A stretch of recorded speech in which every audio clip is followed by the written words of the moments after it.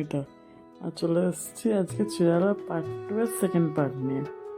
সেদিনকে half part share করেছি, আর তারপরে এই যে আমরা সবাই সমুদ্রতে অনেকক্ষণ এনজয় করে টায়ার্ড হয়ে 9টার দিকে এবার চলে এসেছিলাম চাটা খেতে। সবাই মিলে বসে আড্ডা মারছিলাম, চা খাচ্ছিলাম, তারপর ব্রেকফাস্ট করতে যাব। ওখান থেকে একটু আগেই, মানে জাস্ট 1-2 স্টল ছেড়ে এখানে চা খেয়ে তারপর 1-2 স্টল পরেই একটা জায়গা, একটা আঙ্কেল আন্টি ধোসা ইডলি এসব বিক্রি করছিল, ওখানে আমরা ব্রেকফাস্ট করেছি। অনেক দিন গ্যাপ দিয়ে এই ভিডিওটা আসার একটা রিজন আছে, সেটা হচ্ছে আমার সব ভিডিওগুলো জানি না ডিলিট হয়ে গেছিলো আমার থেকে। আর এই যে এখানে আমরা সবাই মিলে বসে আড্ডা মারছি, সমুদ্র সিনগুলো এনজয় করছি। আর এটা হচ্ছে শীর্ষক, এখানে খুব লজ্জা পাচ্ছিল যে ওর মুখ যেন না দেখানো হয় এবার। তো যতই লোকাবে ততই আমি দেখাতে চাইবো, সেটা তো জানেই। তো যেটা আপনাদের সাথে শেয়ার করার ছিল ব্যাপারটা, যে আমি অনেক দিন গ্যাপ দিয়ে ভিডিওগুলো ছাড়ার রিজন হচ্ছে আমি পুরো ভিডিওগুলো এডিট করে সেভ করে রেখেছিলাম, কিন্তু ফোনে স্টোরেজের জন্যে বারবার স্টোরেজের নোটিফিকেশান আসছিল। তা ওই নোটিফিকেশানগুলো ক্লিয়ার না করে আমি ভুল করে ডিলিট করে ফেলেছিলাম সব কিছু। আবার সব কিছু গুগল থেকে আমায় রিস্টোর করতে হলো।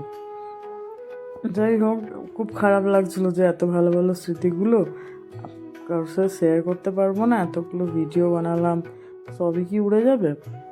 তাও চেষ্টা করে টাইম নিয়ে রিস্টোর করেছি। এবার আস্তে আস্তে লাস্ট পার্টটাও এডিট করে কাল পরশুর মধ্যে ছেড়ে দেবো। এই যে আমরা অনেকক্ষণ তারপরে চান করেছি, ভিজে গেছি, পুরো ভিজে। আমি তো জামা প্যান্টই নিয়ে যাইনি কিছু যে চেঞ্জ করব। অ্যাকচুয়াল ব্যাপারটা হচ্ছে আমরা যে চান করবো এই প্ল্যানেই আমরা যাইনি, কিন্তু তারপরে সমুদ্র দেখে আর নিজেকে থামিয়ে রাখতে পারলাম না। সবাই মিলে চান করেছি, সেটার ভিডিও ক্লিপিং নেই, বিকজ কেউ ফোন নিয়ে আর সমুদ্রের ভিতরে চান করতে নামেনি। তারপরে সবাই জামা প্যান্ট চেঞ্জ করে কিছুক্ষণ আরও ওখানে ছিলাম, বিকজ জামা প্যান্টগুলো আমার সবার ভিজে গেছিলো। ছেলেরা জামা প্যান্ট চেঞ্জ করতে পেরেছিল, বিকজ ওরা নিয়ে গেছিলো, ওরা তো ভেবেই গেছিলো। কিন্তু আমি, গীতা, আমরা কেউই জামা প্যান্ট চেঞ্জ করতে পারিনি। ওই জামা প্যান্ট শুকোচ্ছিলাম।